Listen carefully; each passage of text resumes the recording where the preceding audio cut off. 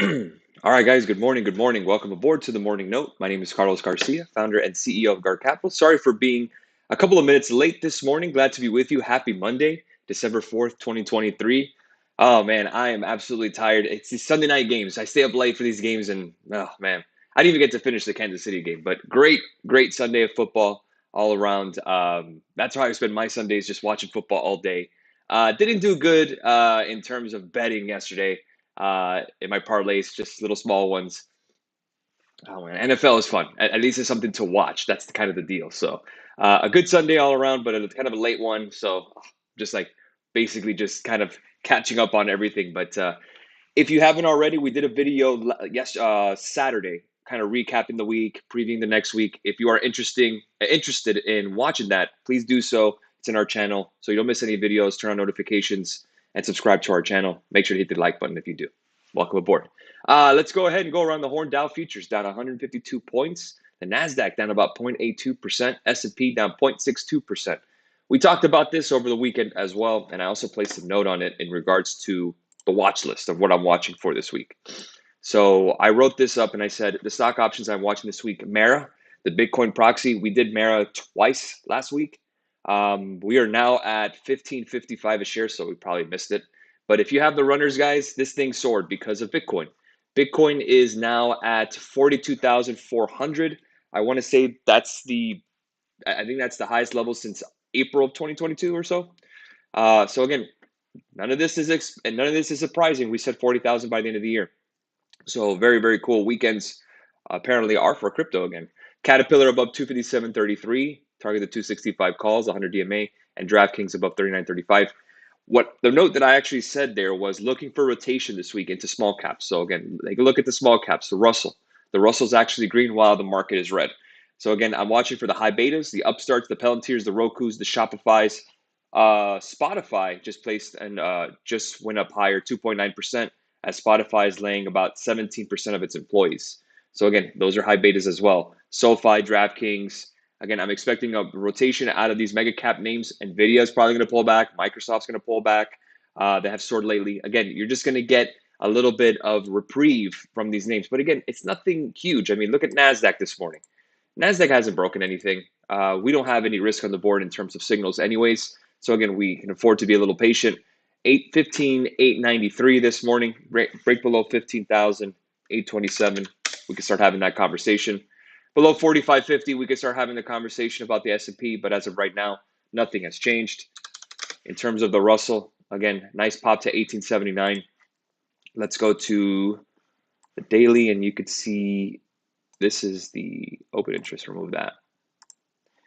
And really, we got as much as 1920 to go. So let's see if we break above the recent highs of 1879, because I would like to target 1820 and beyond. And I broke down the exact setup in terms of R2Y. Yeah, Spotify is up 7%. Sorry. But as I wrote that, I think it was up like 3%. So layoffs are bullish, apparently. And that's not going to be the last of layoffs. The labor market is starting to weaken a little bit, but not too much at the end of the day. We're going to keep an eye on non-farm payroll on Friday. We're going to keep an eye on the unemployment claims on Thursday and the private payrolls on Wednesday. We went over that in the last video. 10-year Treasury yields bouncing 4.261%. Crude oil is down 0.8%, 73.48. $2.11 for gasoline futures.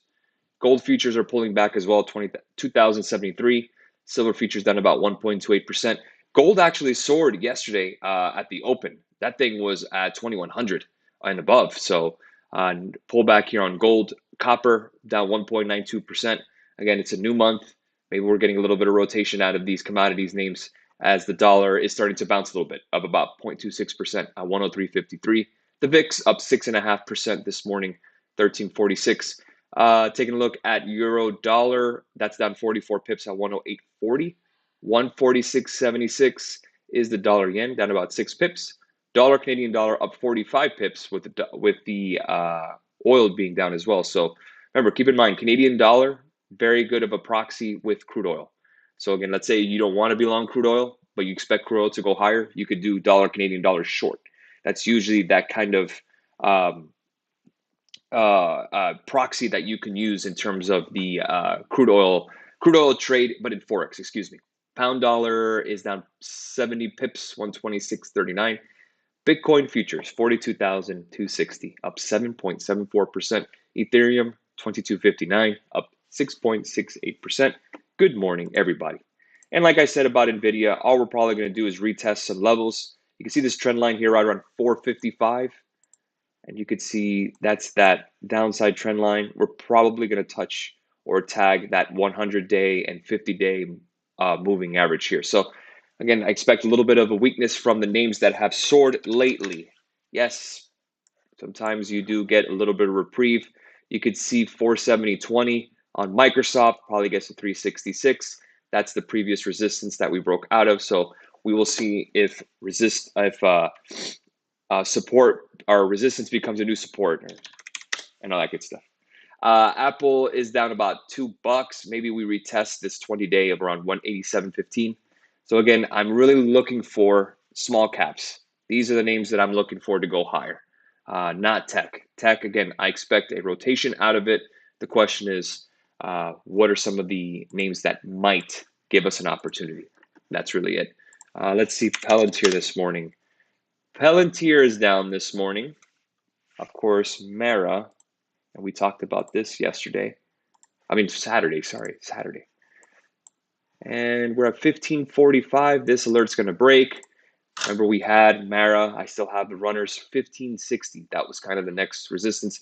If we can get above that, then you're pretty much going to get to 1825. But definitely don't want to chase here. So I'll place an alert just in case. But I definitely don't want to chase Mara here. I already have runners from before the previous two trades. So let's see if we get a little extra love here. Would you invest 10K in the S&P 500 right now, or would you wait till it goes down? It is going down now a little bit. Depends. When do you need the money? Do you need the money by next year? Do you need the money in 20 years? If there's money in 20 years, go for it. If it's for next year, yeah, you can wait a little bit. So it just depends on your time frame. How would I invest $15,000? That just depends on you. I mean, what exactly are you looking for? Are you looking for 1 year return, 1 week return, 20-year return? Again, you have to kind of very simply break down your goals and see the time. It's all about the time. How much time are you going to be in the market? I mean, how long are you looking for? Do you need the money? Is this an emergency money savings? Is this for the kids' education? Is this for saving for a house, saving for a car? It always depends. I'm looking to start futures trading with $1,000. How would I start? I wouldn't. That's too little of an amount. Just the margin alone for an MES is right around $700. So that would be your whole portfolio. You'd have to do but one micro, and that's still not going to be enough because the commissions will eat up your portfolio. Morning, Carlos. Thoughts on Tesla? Let's take a look at it. Tesla, a very popular name, as we know. That is down pre-market about $3. So we're looking for below 225.54. Again, tech is going to pull back a little bit, like we talked about 235.41. As long as you hold above here, 230, you should be okay with Tesla. Let me see if I can get this alert moved to 230.82. Yeah, I'll get that here. I had to delete an alert here. Where is this? Yeah, that. There we go. Is that the gap fill? It is. 225.54 is the gap fill. So you have one or two options. You could short below 231.25 and then target 225. I mean, that's only $5, and we're still kind of holding on to that 20-day at 235.39. So, or the 50-day, excuse me. Tough to really trade this here. You're kind of just stuck between these two moving averages. You would need a breakdown of some kind of move. I mean, let's get below 225, that gap fill, and then you could see maybe 220.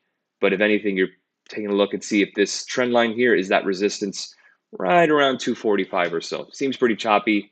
Right in the middle of it, I think there's other stocks that are probably a better opportunity to trade. So as of right now, it is a Monday. Again, a lot of this is observation. We want to see if there's rotation actually sticks. If small caps and banks and industrials continue and healthcare to get a little more bids. And you could see Citibank pulling back a little bit as well.